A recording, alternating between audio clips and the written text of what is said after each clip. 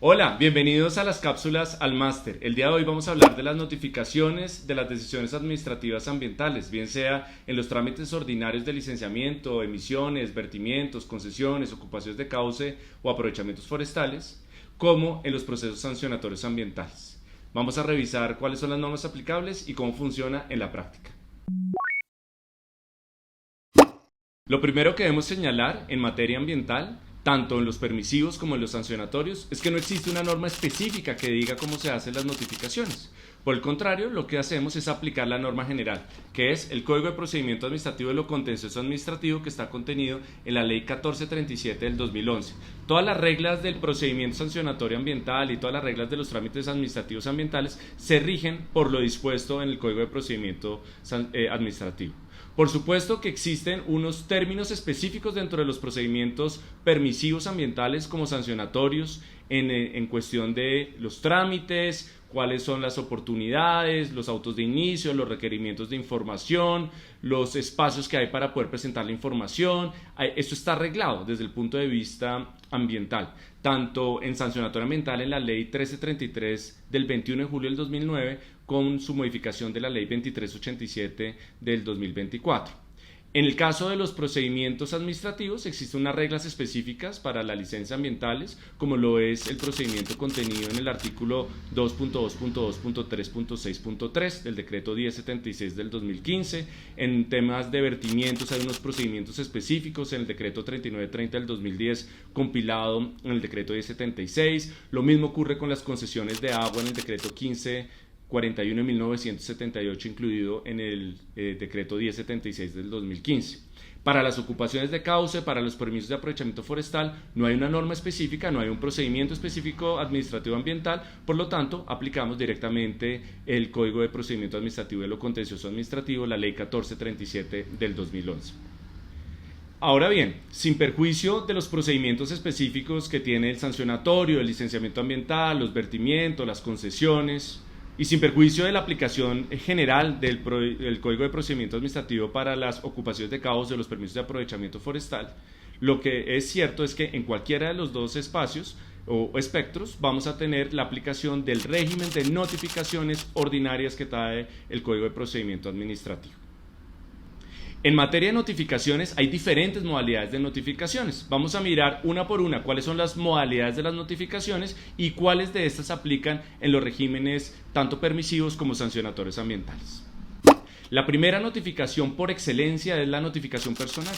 ¿En qué consiste la notificación personal? Le llega una citación por parte de la autoridad ambiental, el que le dice sírvase comparecer ante la autoridad ambiental para notificarse el acto administrativo X del expediente X, para lo cual le dan 5 días hábiles. En esos 5 días hábiles, usted lo que hace es que va ante la autoridad ambiental a que le entreguen copia del acto administrativo con su concepto técnico y demás anexos. O en su defecto, usted puede pedir la solicitud de la notificación electrónica a través de su correo electrónico, para lo cual diligencia unos formatos que la autoridad dispone para el efecto.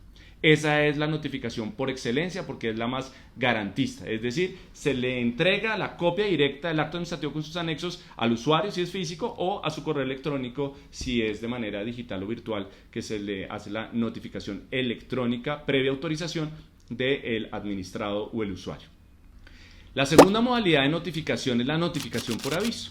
¿Cuándo procede la notificación por aviso? Procede cuando, habiendo sido citado el administrado para ir a la autoridad ambiental a notificarse o habiendo tenido la oportunidad de pedir la notificación por correo electrónico, no lo hace en esos 5 días hábiles, lo que hace la autoridad ambiental es que al lugar en el que hizo la citación, bien sea al correo electrónico, cuando se había autorizado previamente, o a la dirección física de notificaciones de la persona natural o jurídica o del administrado, le manda copia del acto administrativo con sus anexos. Es decir, que el aviso es también una modalidad de notificación garantista y es ante la falta de concurrencia del usuario ante la autoridad ambiental o la falta de solicitud de la notificación electrónica, lo que hace la autoridad es que le manda copia del acto administrativo con sus anexos al usuario a su dirección de notificaciones.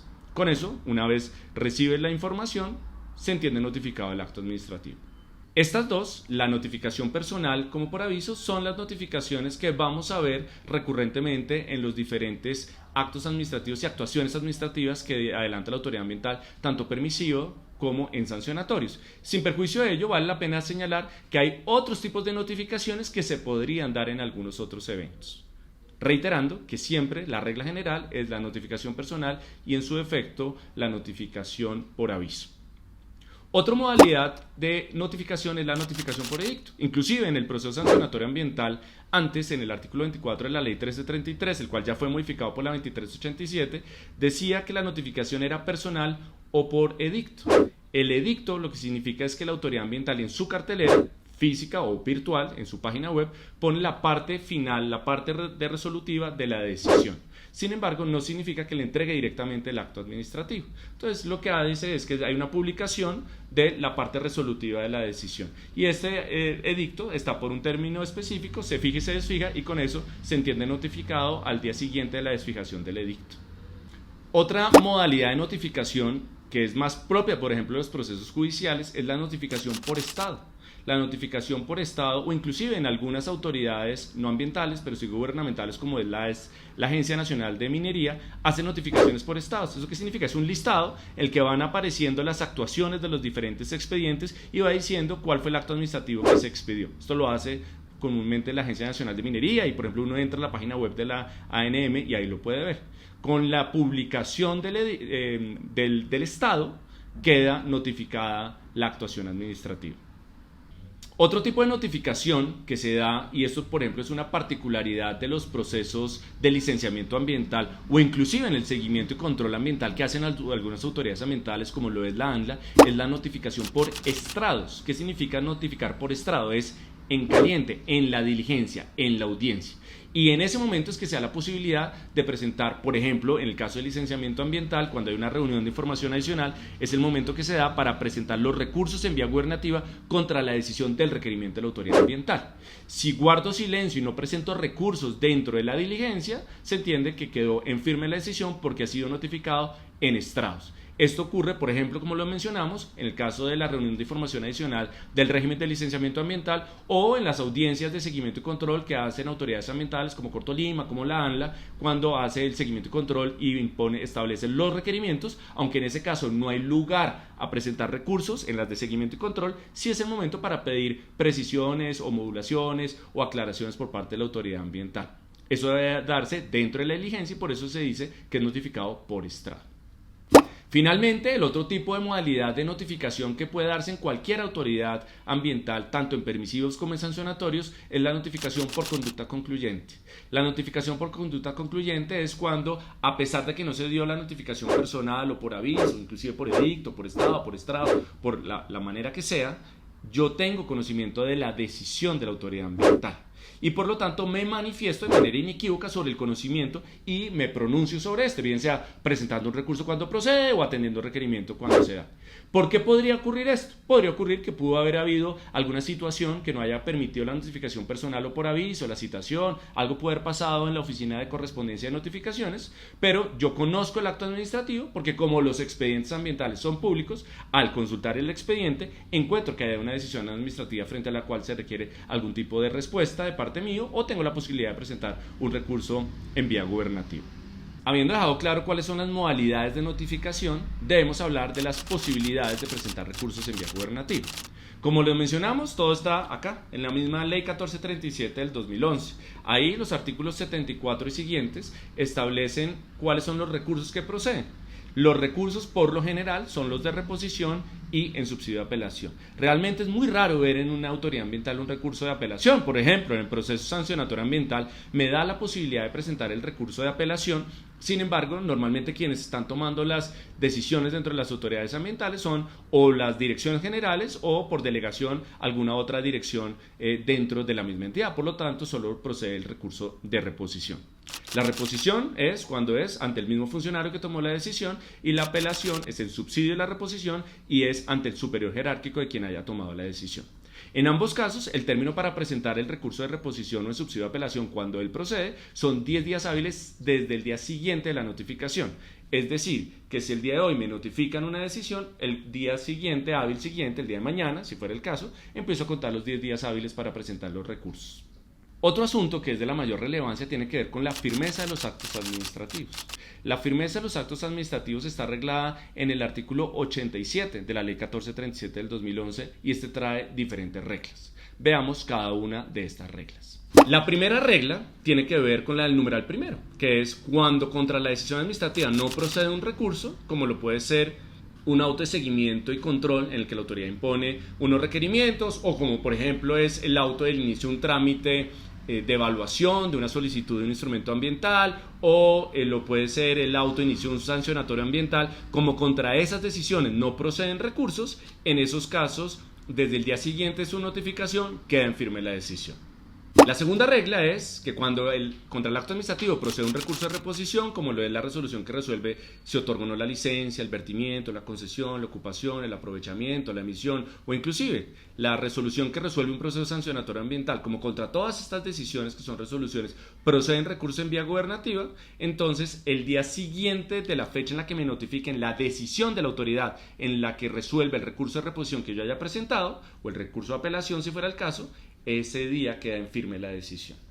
La tercera regla que nos trae la norma es cuando contra la decisión procede un recurso y yo tengo, como mencionamos, 10 días hábiles para presentarlo y no lo presento, entonces queda en firme el día siguiente de la fecha del vencimiento del término que tenía para presentar el recurso de reposición o de apelación si fuera el caso. De igual manera, cuando contra la decisión procede recurso y decido renunciar a los mismos antes de los 10 días, al día siguiente la renuncia queda en firme.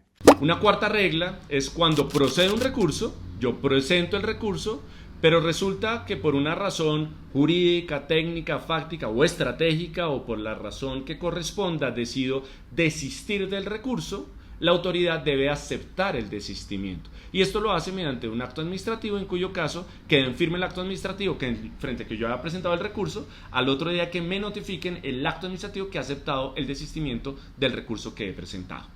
Y la quinta regla tiene que ver cuando hay silencios administrativos positivos. Si bien la regla general es el silencio administrativo negativo, hay casos en los que procede el silencio administrativo positivo.